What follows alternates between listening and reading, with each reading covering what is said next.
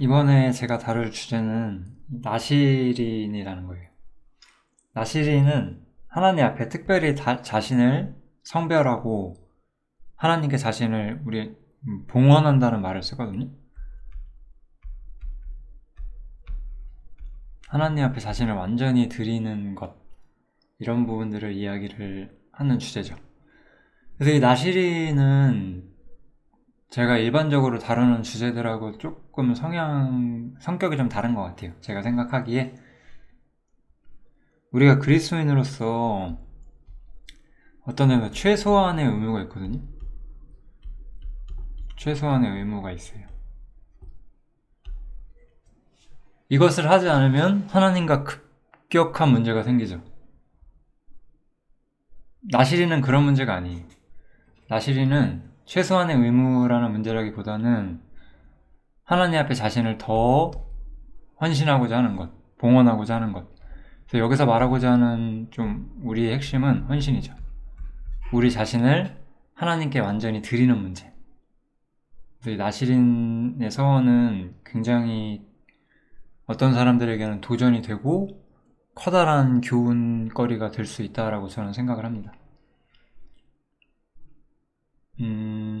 복음이라든가 최소한의 의무 같은 것을 제가 이야기할 때 저는 사실 그런 것들에 대해서 무수히 많이 누려왔고 항상 그런 것들을 경험하며 산다고 할 수가 있어요. 그런데 이 나시린을 이야기를 하면 저도 항상 도전이 되죠. 더 나 자신을 하나님께 완전히 드리고자 하는 마음이 솟아오르는 거죠. 물론 우리는 사실 예수님, 완전한 나시린은 예수님이신데 그런 사람은 될 수 없겠지만 우리에게 좀 도전이 되고 하나님 앞에 나를 완전히 봉헌하고 싶어지는 그러한 마음이 들 수가 있습니다. 이것은 최소한의 의무에 대한 이야기를 하는 것이 아니라 내 삶을 하나님께 전부 드려버린다, 완전히 드린다, 이런 개념들을 가지고 있는 것이 나시린 문제예요. 한번 시작해 볼게요. 그래서 이것은 특별한 서원이라고 성경에서 나와요. 특히 이것은 남녀로 구분하지 않습니다. 구약 시대부터. 우리 시대야 사실 그렇다고 쳐도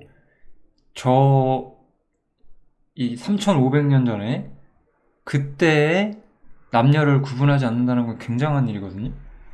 그래서 누구든지, 한마디로 말해서 누구든지 하나님 앞에 특별한 서원을 할 수가 있었어요.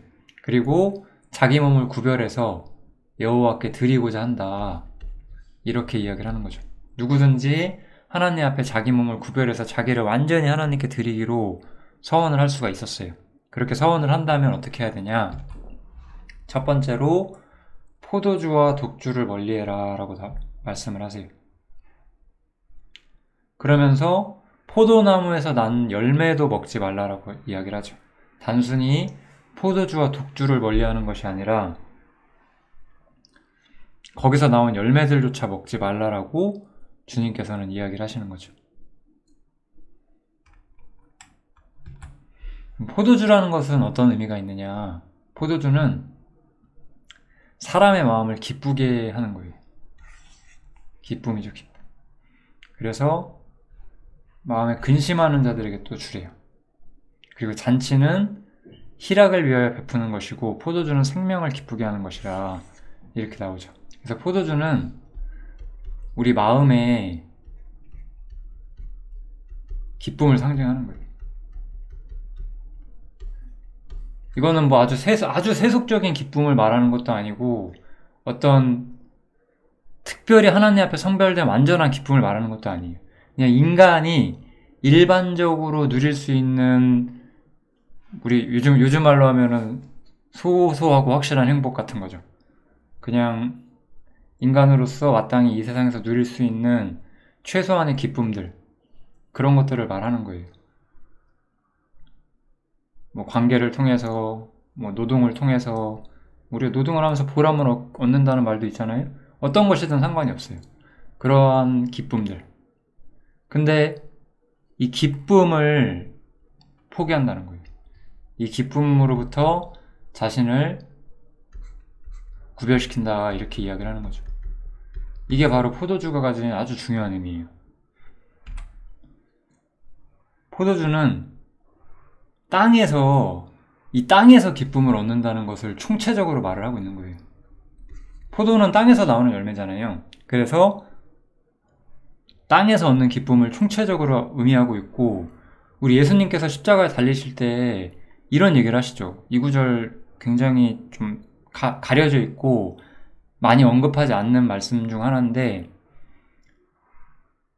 내가 다시 너희를 만날 때까지 포도나무에서 나는 열매를 먹지 않을 것이다 이렇게 말씀을 하세요. 그러니까 주님은 땅에서 다시 한번 이스라엘과 함께 기쁨을 누리게 될 때까지는 하늘에 있겠다라고 말씀하시는 거죠. 그게 한마디로 말해서 포도주는 땅에서 우리가 일반적으로 얻을 수 있는 모든 기쁨들과 나를 성별시키겠다는 거예요. 인간으로서의 최소한의 권리 같은 것들을 다 포기하시겠다는 거죠. 그게 바로 포도주가 우리한테 의미하는 거예요. 우리의 마음을 기쁘게 하기 위한 어떠한 것들을 다 거부한다는 거예요. 그래서 이것은 그리스도인들이 이렇게까지 하라라고 우리가 명령하지 않아요. 근데 어떤 사람은 이런 것도 바래요. 왜? 하나님한테 자신을 완전히 봉헌하고 싶기 때문에, 하나님 앞에 자신을 완전히 드리고 싶기 때문에 이런 거를 바래요. 예, 제가 옛날에 그랬어요. 물론 지금도 그렇지만 제가 왜 옛날에 그랬다라는 표현을 쓰는지 이따가 또 말씀을 드릴게요. 아무튼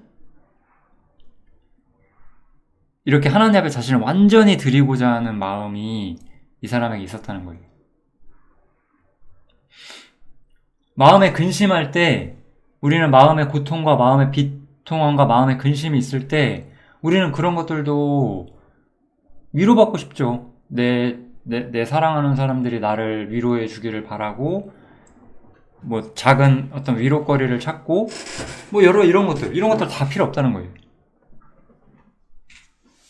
나는 하나님 앞에 완전히 성별됐고, 나를 위해서는, 나의 생명의 기쁨을 위해서는 아무것도 취하지 않을 것이다. 그렇게 서원을 한 것이 바로 나시리니. 여기서 포도주나 독주는 단순히 우리가 현대 기독교계는 알코올 먹으면 죽는 줄 알거든요. 그런 걸 의미하진 않습니다. 주님께서도 포도주를 드셨고,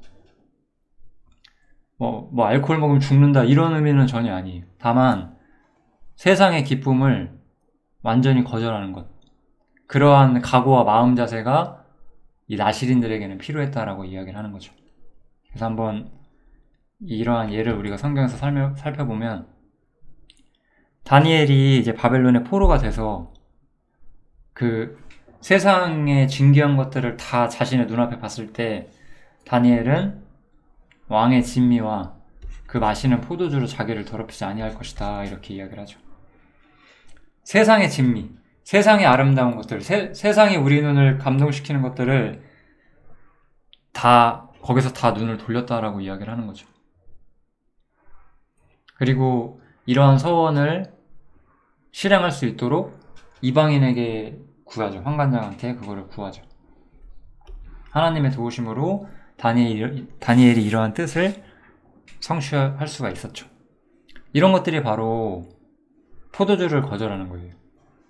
세상에 어떠한 달콤한 것도 내게 들어오기를 원하지 않는다는 거죠. 완전한 성별을 여기서 이야기를 하고 있어요.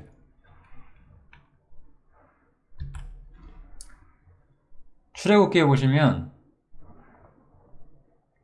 이건 이제 시편인데요.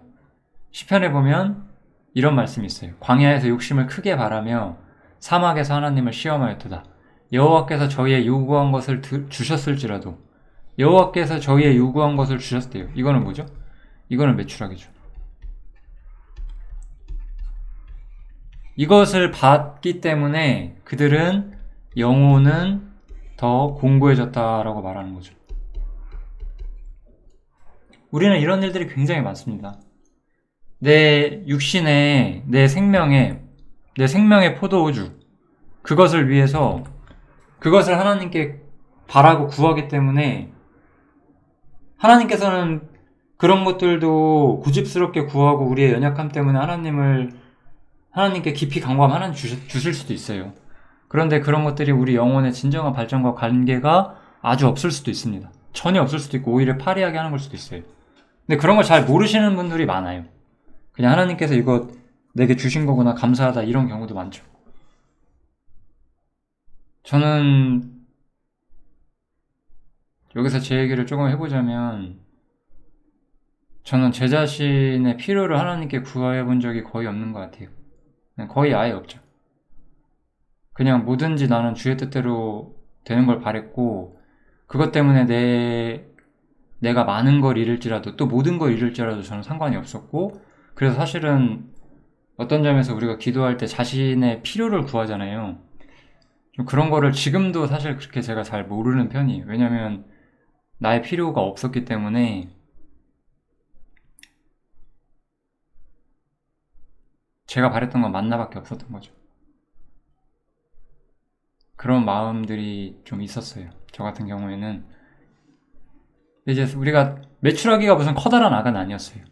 이제 다시 한번 매출 얘기를 좀 깊이 들어가 보면 이 세상의 진미죠, 매출하기도. 그래서 이스라엘 중에 섞여 사는 무리가 탐욕을 품으면서 말을 해요.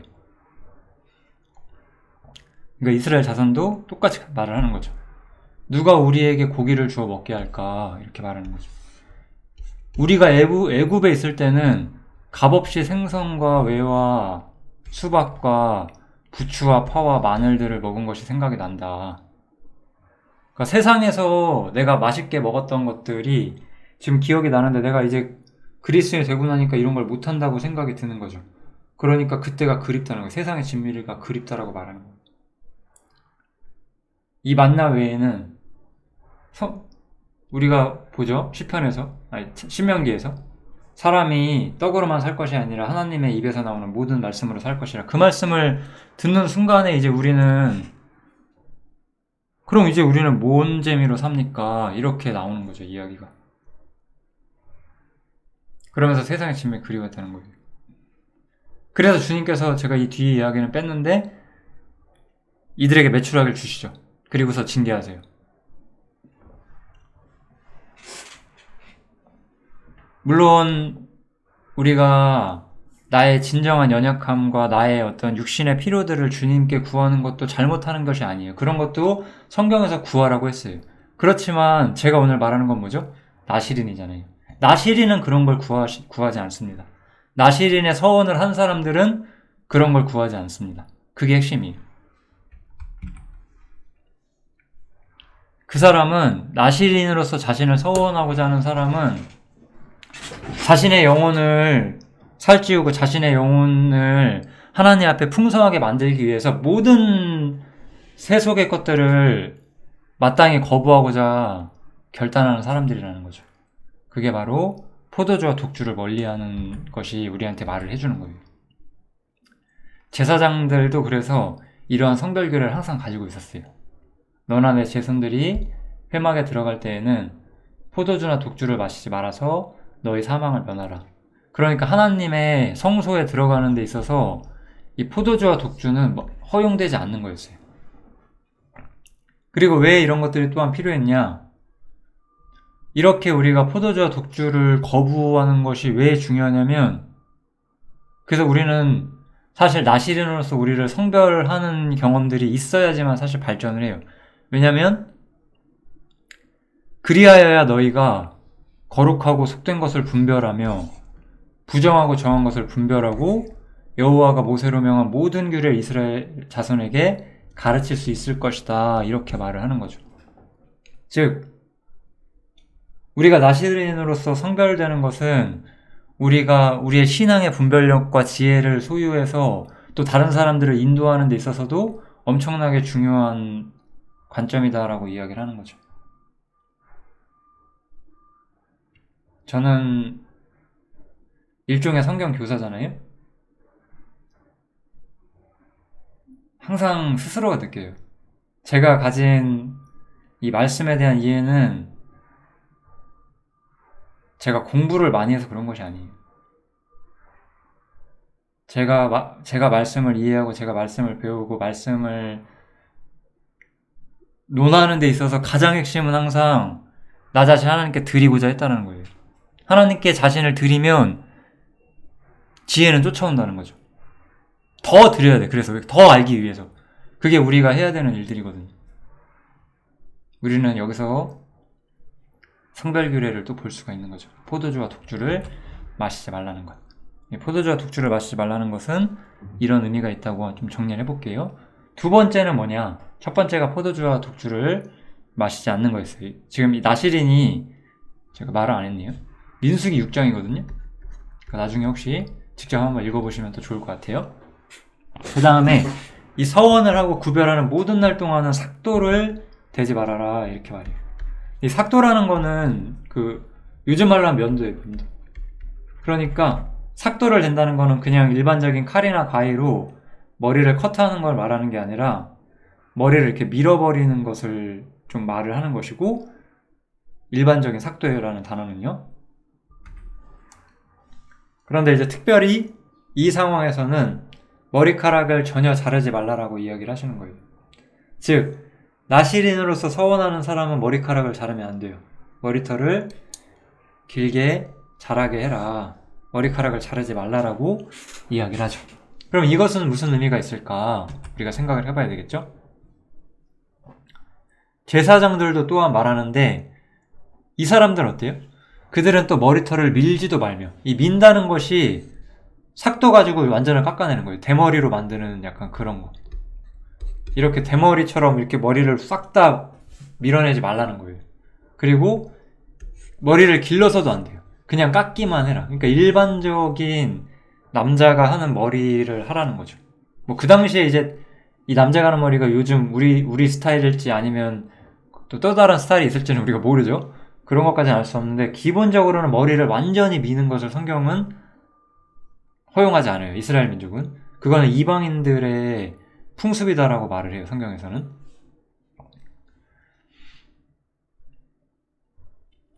하지만 머리를 길러서도 안 돼요. 그렇지만 나시린들은 머리를 기르죠. 나시린들은 머리를 깎지 않습니다. 이게 되게 중요한 거예요. 머리카락이라고 하는 것은 항상 하나님의 어떤 순종과 권위의 관계에 대한 어떤 중요한 표거든요.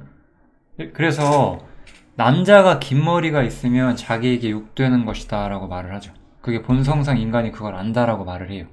그래서 남자가 머리를 기르는 것은 자신에게 수치가 된다라고 말을 하는 거죠. 즉 이제 사실 여자도 나시린이 될 수 있기 때문에, 여자는 원래 머리를 기르기 때문에 좀 여자를 통해서는 나시린의 머리 기르는 규례의 의미를 우리가 100% 알기가 힘들거든요. 근데 남자를 보면 좀 알 수가 있어요. 남자에게 머리를 기른다는 것은 자기 자신에게 수치가 된다는 거예요. 즉 여기서 우리가 볼 수 있죠. 나시린은 세상에서 성별되기를 바라고, 이 성별로 인해서 세상에서 수치를 입는 것을 당연히 받아들이는 사람들이라는 거죠. 우리 예수님 어떠셨어요? 예수님께서는 그 앞에 있는 기쁨과 영광을 위해서 부끄러움을 개의치 아니하셨다. 이렇게 우리가 히브리서에서 볼 수가 있잖아요.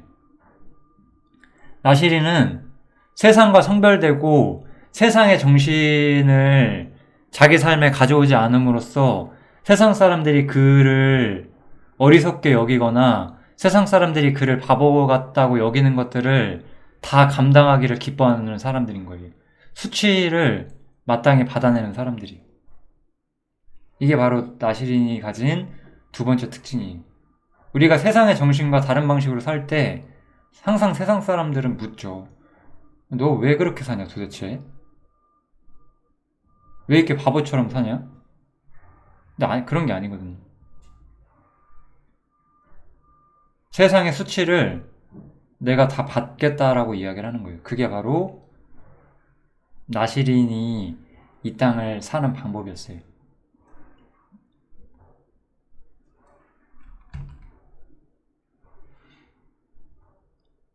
또한 머리를 기른다는 것은 여자의 측면에서 봤을 때는 긴 머리는 쓰는 것을 대신하여 주는 거잖아요. 그래서 이거는 순종의 어떤 중요한 표죠. 순종의 표기 때문에 하나님께 깊은 순종을 하겠다는 의미로서 남자가 여자처럼 머리를 기른다는 의도일 수도 있어요. 아무튼 남자가 머리를 기른다는 거는 굉장한 좀 중요하게 난해한 문제고 나시린들은 그렇게 해야만 했다는 거예요. 그것이 자기에게 유익되고 수치가 되는 것일지라도 나시린은 그것을 함으로써 하나님 앞에 자신을 성별했다는 거죠. 그래서 삼손이 머리 기르는 문제에 있어서 사실 정말 확실한 답은 이 삼손인데, 삼손은 이스라엘의 사사였죠. 블레셋이 삼손 때문에 자주 좀 스트레스를 받아가지고 삼손을 어떻게 하면 처리할 수 있을까를 고민을 하다가 이제 스파이 겸 삼손의 처였던 들릴라를 이용해서 어떻게든 비밀을 밝혀내게 되죠. 그래서 그 마지막 즈음에 이제 삼손이 자신의 힘의 비밀을 설명을 해줘요. 자신의 힘의 비밀이 뭐냐, 내가 내 머리에 칼을 대지 않았다, 내가 머리를 자르지 않았기 때문이다 라고 말하죠. 그래서 내가 나시린이 되었기 때문이다 라고 말을 하죠. 즉 여기서는 우리가 뭘 할 수 있어요? 이렇게 나시린으로서 우리가 성별하는 것은 뭐다? 힘의 비밀이다 라고 말하죠. 힘의 비밀. 제가 이 이야기를 왜 할까요? 우리가 단순히 그리스도인으로서 하나님이 주시는 모든 행복을 누리는 것에 더해서 우리가 절대적으로 강력한 힘을 가지고 세상을 밟고 서기 위해서 우리에게 뭐가 필요하다? 더 큰 힘을 얻기 위해서 우리는 뭐가 필요하다? 성별이 필요하다는 거예요. 나시린처럼 엉성한 성별이 아니라 온전히 자신을 하나님께 봉헌하는 사람들일수록 더 큰 힘을 소유하게 될 것이다 라고 말을 하는 거죠. 내가 머리가 밀리게 되면, 머리를 자르게 되면 힘이 나에게서 떠나갈 것이고 나는 약해질 것이다 라고 말하죠. 힘의 비밀이 바로 성별이라는 거예요. 특히 여기서 우리는 머리카락을 자르는 것은 수치와 또 약함을 감당하겠다는 말이 되는 거잖아요. 그래서 바울 사도가 이렇게 말하죠. 내게 이르시기를 내 은혜가 내게 족하도다. 왜냐면 바울 사도가 여러 가지 약함과 수치를 경험하는 일들을 했거든요. 그리고 육체의 가시도 있었고, 그래서 바울 사도가 이런 것들을 처리해 달라고 했을 때 주님께서는 이렇게 답을 해주시는 거예요. 내 은혜가 내게 족하다. 왜냐하면 내 능력이 약한 데서 온전해지기 때문이다 라고 말하죠.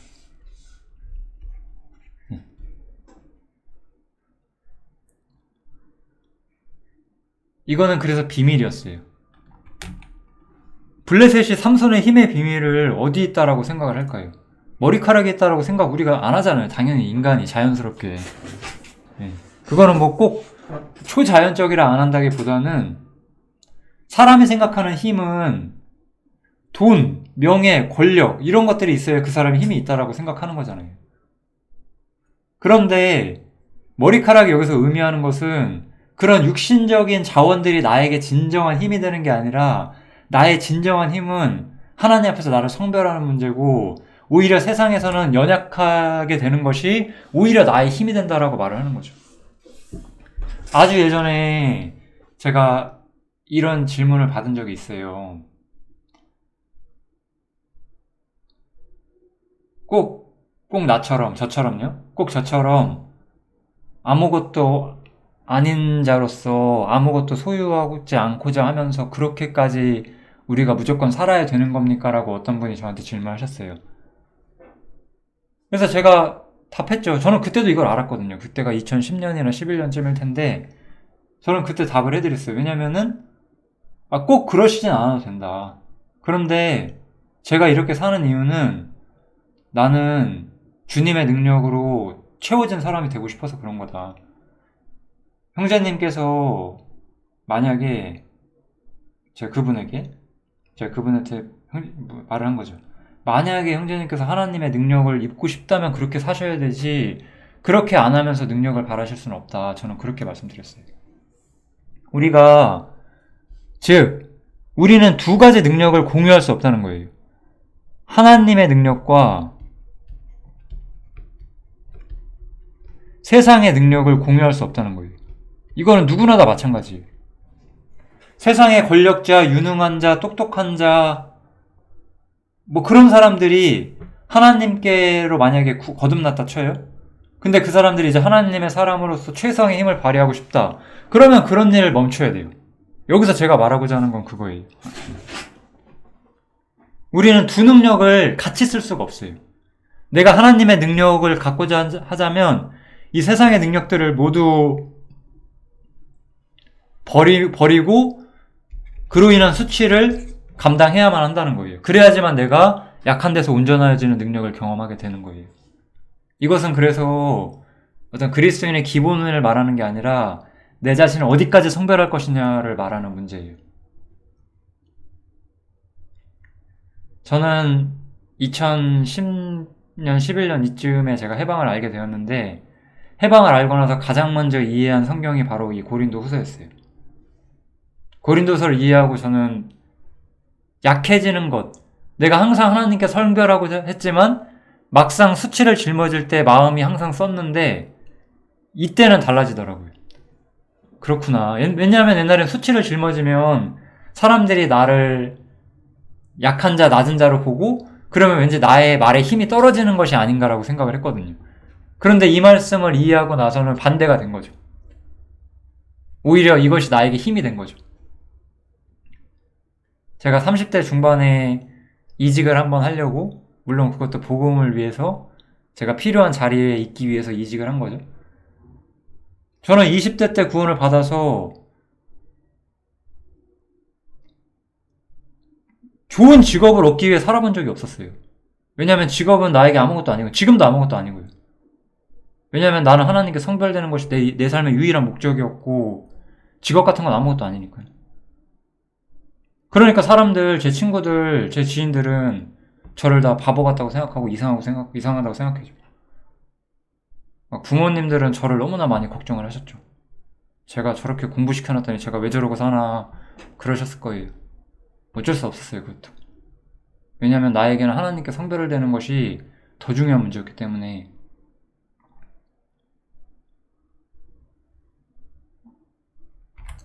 그래서 그렇게 이직을 할 때 그분들이 묻더라고요.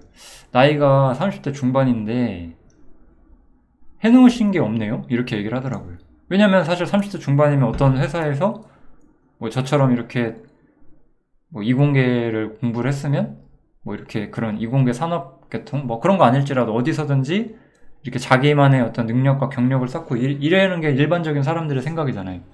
근데 저는 거의 신입이었어요. 왜냐면은 대부분의 직업을 1, 2년만 하고 신앙의 어떤 목적에 따라서 움직였기 때문에 그러니까 왜 이렇게 살았냐고 물어보죠. 그러면 예전에는 내가 주님 믿어서 그런 건 맞는데 그런 소리 듣는 게 싫었다는 거죠. 근데 해방을 한 이후였기 때문에 그때는 나는 주님을 위해서 그렇게 살았고 하나님의 뜻만을 위해서 나는 살아왔기 때문에 나는 직업이라는 것이 나에게 그렇게 큰 문제가 아닙니다. 이렇게 말을 했어요. 면접장에 가서. 세상 사람들이 나를 어떻게 보던 그들이 나를 무능하다든지 뭐 그렇게 보는 건 나에게 아무런 중요한 일이 아니었어요. 나에게는 하나님의 능력이 내 안에 운전해주는 것이 가장 중요했고 그것 때문에 내가 이 세상에서 약해지는 것은 나에게는 환영할 만한 일이었고 바라는 일이었죠. 왜냐하면 내가 이 세상에서 남들처럼 많은 걸 소유하면서 동시에 하나님의 능력을 소유하는 건 불가능하다는 걸 저는 알았거든요. 이 구절이 우리한테 그걸 말해줘요. 우리는 하나님의 능력과 세상의 능력 동시에 갖지 못해요. 그렇다면 나는 무엇을 원할 것이냐? 난 하나님의 능력을 원했고 세상의 능력을 무가치하게 여겼어요. 세상에서 좋은 직업 갖고 남들에게 존중받는 일을 하고 이런 거 아무것도 아니었어요, 저한테. 그런 걸로 얼마나 사람들 자기를 자랑하고 싶어요. 근데 우리한테는 아무것도 아니거든요. 그리스도의 능력이 나에게 머물게 하기 위해서는 나에게는 약한 데서 운전해지는 능력이 필요했다는 거죠. 세상의 수치를 아무것도 아닌 걸로 여길 수 있는 힘이 필요했던 거였어요. 그게 우리가 나시린에서 이 두 번째 주제, 머리를 기르는 것을 통해서 우리가 배울 수 있는 거죠.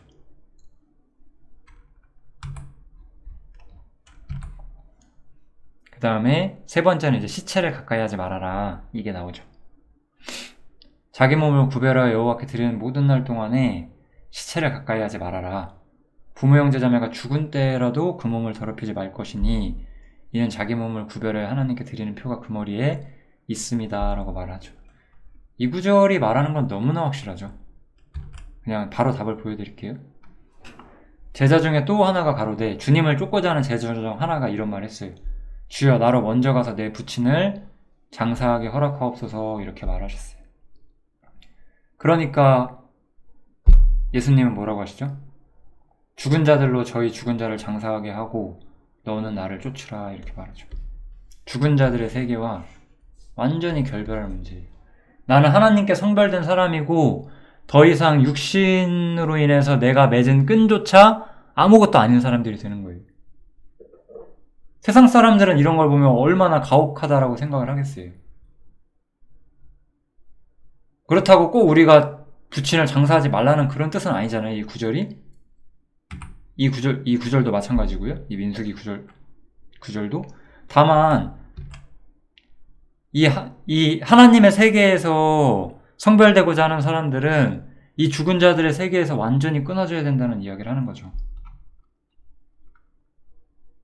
그래서 아까 내가 낮은 자와 약한 자로서 살기로 했을 때 때로는 다른 사람들이 나에게 수치를 주는 것 이런 것들은 내가 감당할 수 있어서 쳐도 부모의 마음을 제가 상하게 하는 걸 수도 있잖아요.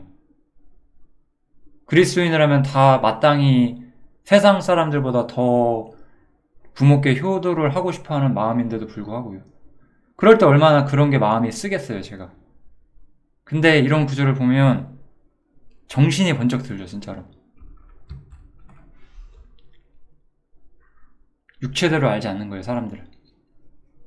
바울 사도는 이렇게 말하죠. 그러므로 우리가 이제부터는 아무 사람도 육체대로 알지 않을 것이다. 육신의 관계에 의해서 육신적인 어떤 위치에 의해서 그 사람을 보지 않겠다라는 거예요. 비록 우리가 그리스도도 육체대로 알았으나 이것은 무슨 말이냐면 유대인으로서 바울 사도가 예수님과 땅에서 관계 맺는 사람이었잖아요. 왜냐하면 땅에서 메시아가 되실 분이니까 그런 것조차도 이제는 알지 않겠다라고 말하는 거죠. 육체대로 알지 않을 것이다. 주님이 공생애를 사실 때 자신의 가족들이 자신에게 왔을 때 어땠어요? 말하던 사람이 이제 당신의 모친과 동생 형제들이 왔다라고 말하니까 예수님 뭐라고 대답하세요? 누가 내 모친이며 누가 내 동생들이냐 라고 말씀하시죠. 육신의 관계를 쳐내셨다는 거예요. 육신의 끈, 육신의 애정 이런 것조차 예수님께는 아무것도 아니었고 다 던지셨다는 거예요. 그분 하나님 앞에 온전한 나시린이었고 하나님 앞에 자신을 완전히 드리기를 바라셨다는 거죠. 인간은 이런 부분에 약하기 때문에 하나님께서 이런 부분을 더 성별하고 나만을 바라보고자 한다면 그러한 각오가 있어야 될 것이다. 주님은 그렇게 말을 하는 거죠. 갈라디아서 5장이죠. 그리스도 예수의 사람들은 육체와 함께 그 정과 욕심을 십자가에 못 박았느니라 이렇게 말하죠. 여기서 정과 욕심이라는 단어는 뭐 우리가 탐심 이런 단어들이 아니에요. 여기서 나온 단어는 좀 쉽게 말하면 애정이에요, 애정. 이 애정이란 단어의 그 한국어적인 느낌이 있잖아요. 애정 결핍 막 이런 단어 쓰잖아요. 나랑 관계 맺는 사람들 사이에서 애정을 추구하는 거죠. 부모와 자식과 뭐 배우자와 친구들과 그 밖에 여러 어떤 내가 속하고 내가 귀하게 생각하는 사람들과의 관계 이런 것들을 중요하게 생각하고 그런 것들을 상하지 않게 하는 것을 엄청나게 중요하게 생각을 하죠, 사람들은. 저는 말씀을 말하면서도 이런 걸 느껴요. 저도 사람이기 때문에 우리 형제자매님들에게 쓴소리를 안 하고 싶어요. 정과 욕심이 있으니까. 그런데 때로는 할 수밖에 없을 때가 있어요. 그럴 때마다 저도 두렵죠. 내가 이런 말해서 우리 형제님들이 나를 안 좋게 생각하면 어떡하지? 그런 마음이 없진 않아요. 그럴 때마다 또 이런 구절 보면서 정신이 번쩍번쩍 들죠. 나는 육체와 함께 그 전과 60 십자가에 못 박은 사람인데 그들이 나를 어떻게 생각하고 그들이 내가 때로는 강하게 말하는 것 때문에 마음이 상할지라도 맞는 말이라면 내가 해야 되는 게 맞다. 오히려 물론 그렇다고 해서 제가 막말을 퍼붓거나 막 일부러 사납게 말하진 않겠지만 나는 모든 정과 욕심이 이미 십자가에 끝난 사람이다라는 걸 다시 한번 생각하게 되죠. 애정 같은 것도 아무것도 아니거든요. 사람의 사랑과 사람의 위로와 사람의 애정을 나는 바라지 않는 거죠. 그게 우리 나시린의 마음이어야 되는 거예요. 나시린은 죽은 자를 가까이 해서는 안 되는 거예요. 시체를 가까이 하지 말라고. 자기 가족이 죽었을 때에도 더럽히지 말아라. 이렇게 주님 말씀하시는 거죠.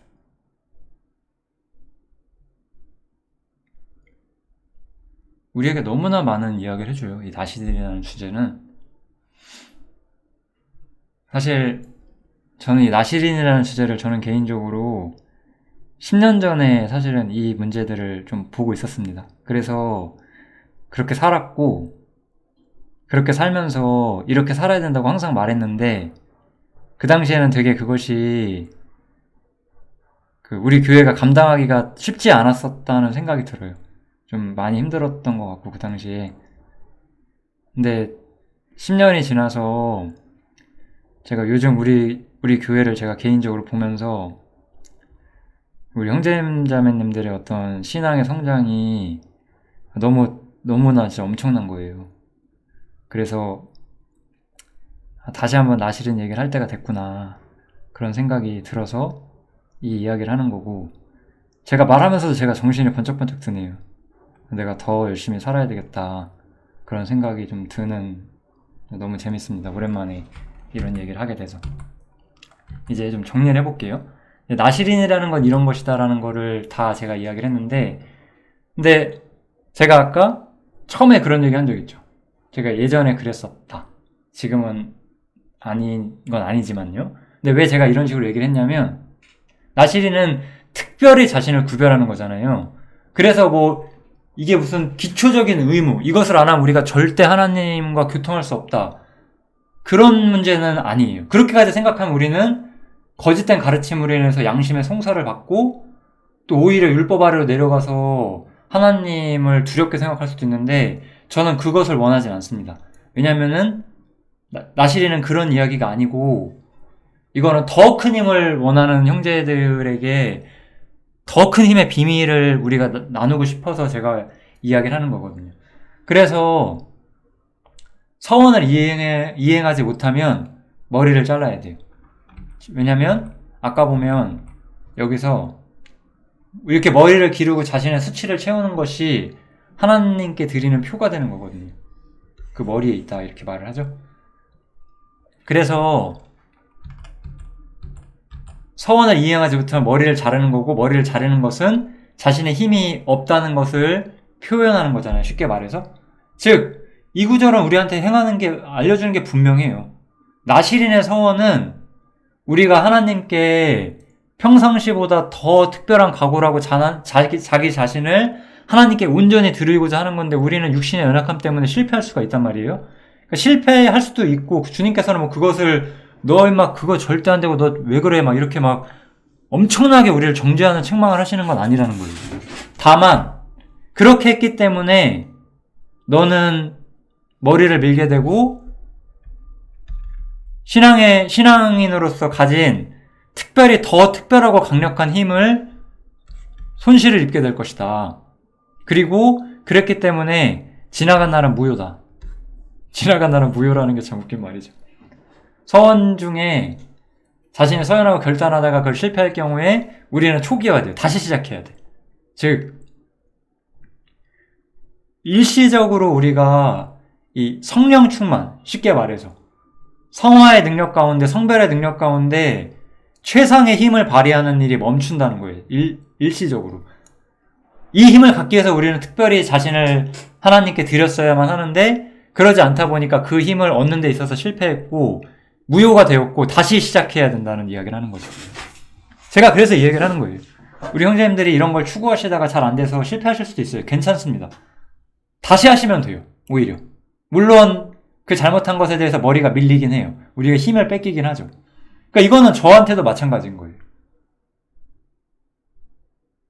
제가 항상 나시린을 깊이 마음에 새기고 추구하며 산다고 해서 제가 이것을 모태로부터 나시린이 된 주님이나 세례요한 같이 살지는 못할 거잖아요. 그러니까 저도 매일매일 이 부분에 있어서 실패가 있고 다시 시작하고 이런 일들을 계속하며 사는 거죠. 그래서 제가 가진 어떤 항구적인 평강, 해방 안에서 누리는 주님이 나에게 주시는 최상의 호의, 이런 것들은 제가 전혀 잃지 않고, 그렇지만 나시린으로서 갖는 더 특별한 힘은 언제나 똑같은 건 아니에요. 저에게 있어서도. 이것은 제 그때그때 어떤 성별의 각오와 어떤 뭐라고 할까요? 각오와 실천? 그런 것들에 의해서 제 내적인 힘, 성령 충만이라는 것에 대한 능력의 수준, 이런 것들이 조금씩 다르긴 하죠. 그럴 수 있습니다, 우리가. 그래서 서원을 이행하지 못했어도 다시 시작하시면 돼요. 즉, 나신의 서원은 항상 뭐죠? 내가 하나님의 힘으로 정말 가득 찬 사람이 되길 원하는 것. 그게 바로 우리가 해야 되는 거거든요. 그래서 그런 것들을 이행하지 못하더라도 다시 시작해도 되고, 그것이 우리에게 더 큰 힘이 될 수 있다는 거. 그걸 말하는 게 나시린의 서원이에요. 또 서원은 그래서 우리한테는 계속적이고 영원한 문제고 절대 실패하지 마라라는 식으로 이야기하진 않아요. 왜냐하면 나시린의 법은 이러한데, 자기 몸을 구별한 날이 차면 쭈루루루 여러 가지 뭐 제사도 하고 이런 거 하고, 마지막 구절에 다 하고 나서 그 후에는 다시 포도주를 마실 수 있다. 다시 또 세상에서 뭐 이거는 뭐 세속의 기쁨과 육신의 어떤 뭐 정욕과 뭐 이런 것들을 막 맘대로 살아라는 뜻이 전혀 아니죠. 그러니까 일반적인 사람으로서 마땅히 죄가 아니지만 해도 되는 좀 작은 행복들을 누리는 것이 문제되진 않는다라고 말하는 거죠. 즉, 이 서원은 특별한 시기를 가지고 있다는 거예요. 그러니까 우리가 항상 그렇지 않으셔도 괜찮아요. 항상 나시린이 되고자 하셔도 괜찮고, 그런 형제가 있다면 제가 전력으로 응원하고, 사실 또 다른 주님의 일꾼으로 제가 키워내야죠. 제가 키우는 건 아니지만 제가 도와줘야죠. 그게 제가 정말 바라는 것 중에 하나거든요. 뭐 그렇지 않더라도 괜찮습니다. 그렇지 않더라도 우리는 나시린으로서 자기 자신을 하나님께 더 깊이 드리고 완전히 봉헌하고, 그것을 통해서 나시린의 상태에서 머리를 길렀을 때만 가질 수 있는 특별한 성별의 힘, 그것을 가지고 사는 시절들이 있거든요. 그리고 그 시절이 끝나면 다시 일상으로 돌아옵니다. 괜찮아요. 같이 가는 거예요. 나시린으로서 살 때도 있고 그렇지 않을 때도 있어요. 그렇게 가려고 하다가 중간에 나의 부주의함으로 실패해서 중간에 머리가 잘리는 일도 있고요. 여러 가지 상황도 우리가 경험해요. 그렇지만 이 나시린 문제는, 저는 이것을 우리 그리스도인들은 다 나시린이니까 항상 이래야 된다 이렇게 해석을 하는 건 좋은 방법이 아닌 것 같아요. 왜냐면은 저는 나시린처럼 하지 않는다고 해서 우리 그리스도인들이 하나님 앞에 힘이 전혀 없는 건 아니거든요. 우리는 복음이 가진 그 압도적인 은혜 때문에 항상 힘이 있어요. 나시린은 그 힘을 넘어서는 더 특별한 힘이거든요. 그래서 뭐 나시린처럼 안 산다고 나 왜 이러지 이렇게 살면서 침륜하게 되면 오히려 그거는 좀 속는 것 같아요, 사단에게. 그렇지 않고 우리는 하나님 앞에 더 자신을 드리고 더 큰 힘을 얻기를 바라는 마음으로 이 나시린의 서원을 한번 생각을 해주시면 좋을 것 같습니다. 나시린 이야기 여기서 마치겠습니다. 감사합니다.